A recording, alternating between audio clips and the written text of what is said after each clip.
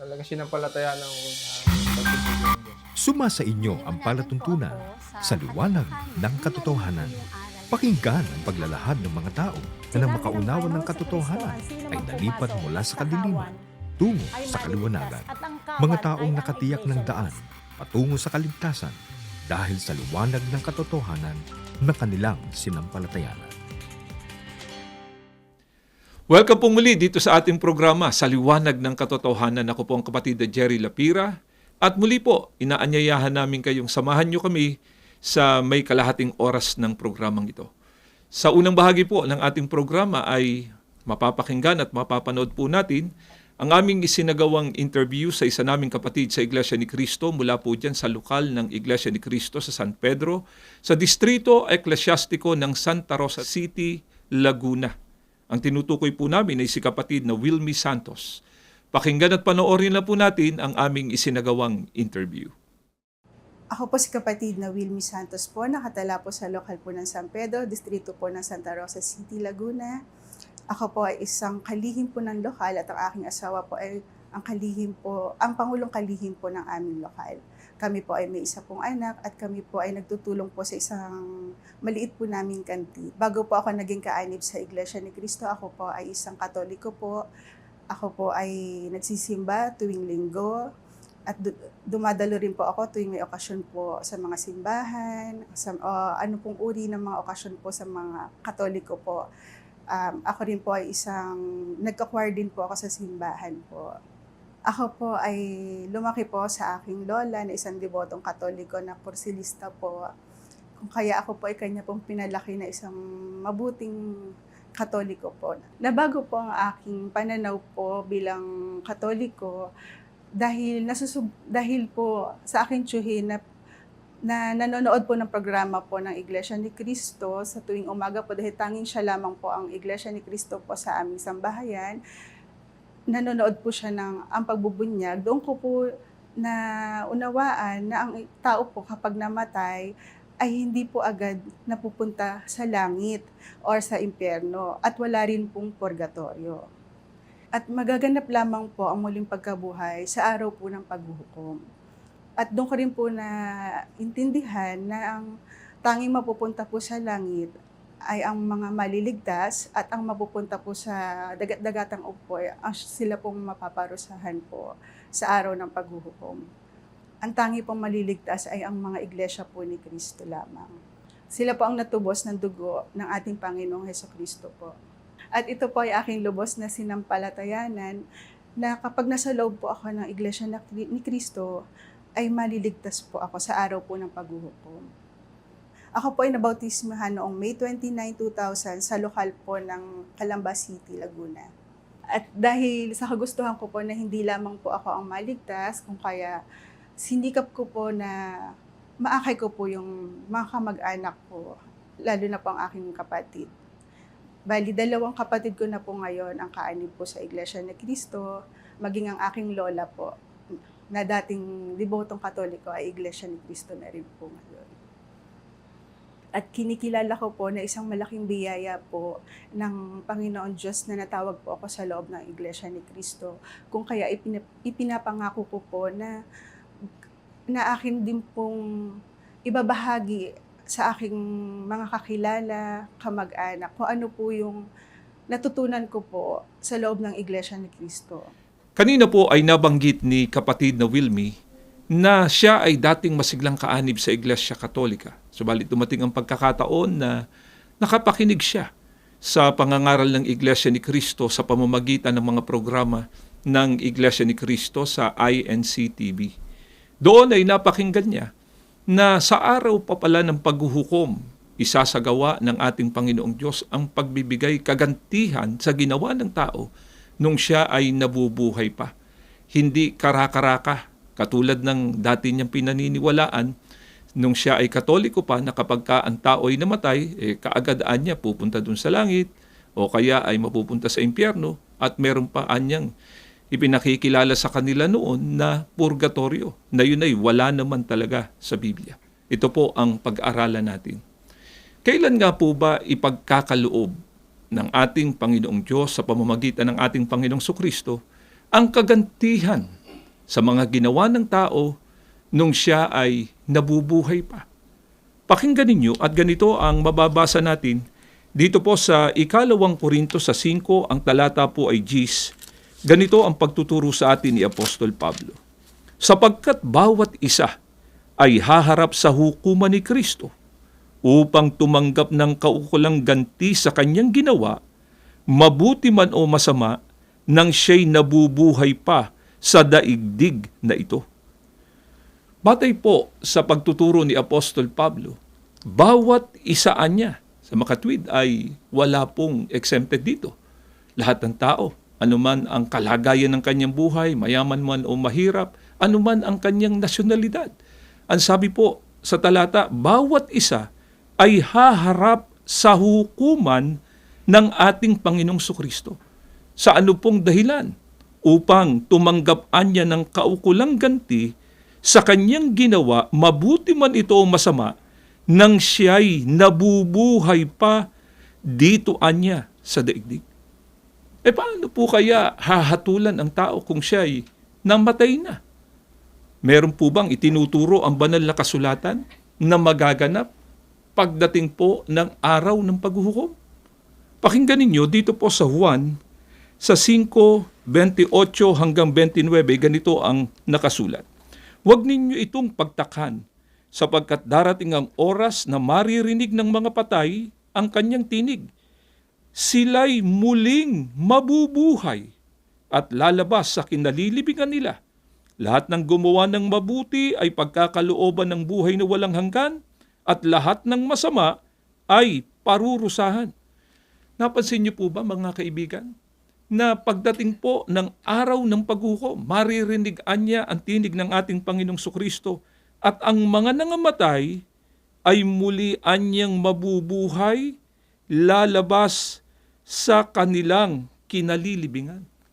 At sa araw na yon ng paghatol, kung tawagin din ay araw ng paghuhukom, ilan lamang po ba ang pwedeng patunguhan ng tao? Ang sabi, lahat anya ng gumawa ng mabuti ay pagkakalooban ng buhay na walang hanggan, at lahat ng masama naman ay parurusahan.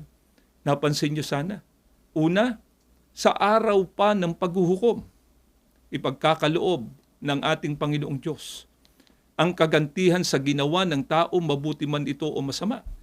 At pagdating po ng araw ng paghukom, muling mabubuhay ang mga taong nangamatay upang humarap sa hukuman ng ating Panginoong Hesukristo. At pagdating ng araw na yon, dalawa lamang po ang pwedeng patunguhan ng tao. Yun anyang gumawa ng mabuti, pagkakalooban ng buhay na walang hanggan, samantalang yun namang mga masasama, sila anya ang parurusahan. Wala po tayong mababasa dito sa Biblia na purgatorio. Kaya ang Iglesia ni Cristo po, mga kaibigan, na naglilingkod sa inyo ngayon, hindi po kami naniniwala doon sa tinatawag nilang purgatorio, sapagkat wala nga po yun sa Biblia. Labag po sa mga katotohanan ding nakasulat sa banal na kasulatan yung paniniwala na pagka ang tao'y namatay, karakaraka, ay tatanggap na siya ng kagantihan sa kanyang mga ginawa nung siya'y nabubuhay pa dito sa lupa. Ang pagtanggap po ng kagantihan ay matatamo lamang ng tao sa araw pa po ng paghuhukom. Kaya ang pinakamahalaga po na maisiguro ng tao habang siya ay nabubuhay pa, mapabilang siya doon sa mga taong makatitiyak po ng pagtatamo ng kaligtasan, yung papapasukin sa kaharian ng ating Panginoong Diyos, at hindi po mapabilang doon sa mga taong mapaparusahan sa dagat-dagatang apoy pagdating po ng araw ng paghukom.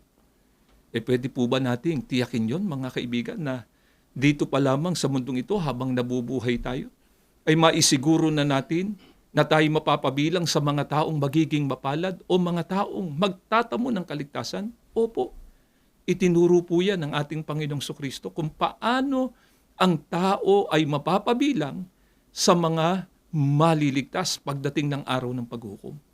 Ano po ba ang itinuro ng ating Panginoong Sukristo na kaparaanan para ang tao ay magtamo ng kaligtasan?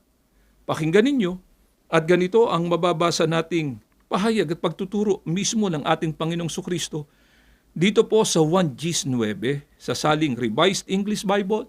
Sa pagkakaliwat na po sa wikang Pilipino natin ito basahin. Ako ang pintuan. Sino man na pumasok sa loob ng kawan sa pamamagitan ko ay maliligtas. Sa pahayag pong ito ng ating Panginoong Sukristo ay binigyan niya ng pagkakataon ang lahat ng mga tao na magtamo ng kaligtasan. Katunayan, ang sabi niya, ako anya ang pintuan, sino man na pumasok sa loob ng kawan sa pamamagitan ko ay maliligtas. Yung salita po ng ating Panginoong Sukristo na sino man. Wala pong itinatanging tao talaga. Ano man ang kalagayan niya sa buhay, mayaman man siya, mahirap, nakapag-aral o hindi, ano man ang kanyang nasyonalidad. Nagbibigay po ang ating Panginoong Sukristo ng pagkakataon sa lahat ng tao para magtamo ng kaligtasan. Ano lamang po ang dapat gawin ng tao kung hinahangad niya na mapabilang doon sa magtatamo ng kaligtasan pagdating ng araw ng paghukom? Tumugon po ang tao sa ipinagagawa ng ating Panginoong Sukristo na pumasok sa kanya bilang pintuan sa paraan na mapabilang doon sa kawan. Alin po ba yung kawan na tinutukoy dito ng ating Panginoong Sukristo na dito nga po napaloob o naging kabilang ang mga taong pumasok sa ating Panginoong Sukristo? Dito po sa Aklat ng Mga Gawa 20:28, sali naman po ito ni Ginoong George M. Lamsa. Sa pagkakaliwat na po sa wikang Pilipino natin ito basahin, pakinggan po ninyo. Ingatan ninyo kung gayon ang inyong sarili at ang buong kawan. Narito'y hinirang kayo ng Espiritu Santo ng mga katiwala upang pakanin ang Iglesia ni Kristo na binili niya ng kanyang dugo. Batay po sa katotohanan na binasa namin sa inyo. Ang Iglesia ni Kristo ang pinatutunayan ng banal na kasulatan na kawan ng ating Panginoong Hesukristo. Dito po napabilang ang mga taong pinangakuan niya na magtatamo ng kaligtasan. Kaya nga po nung maunawaan ito ni kapatid na Wilmy na ang kaparaanan para ang tao ay magtamo ng kaligtasan, hindi na po siya nagdalawang isip pa na magpasyang umanib dito sa Iglesia ni Kristo at hindi niya po sinarili yung katotohanan ng kanyang nalaman. Yung kanyang lola po na kanyang kinalakihan na isang kursulista, inanyayahan din niyang makinig ng mga salita ng ating Panginoong Diyos at nakaunawa rin po, nagliwanag din sa kanyang mga mahal sa buhay ang mga katotohanan ng aral. Kaya sila man po, yung kanyang lola at yung kanyang dalawang mga kapatid ay nakapagpasya po na umanib sa Iglesia ni Kristo. At hindi lamang po ang kanyang mga mahal sa buhay ang pinagsisikapan ni kapatid na Wilmy at ng napakarami pang mga kaanib sa Iglesia ni Kristo na bahagi na namin ng mga katotohanan ito na aming nalaman.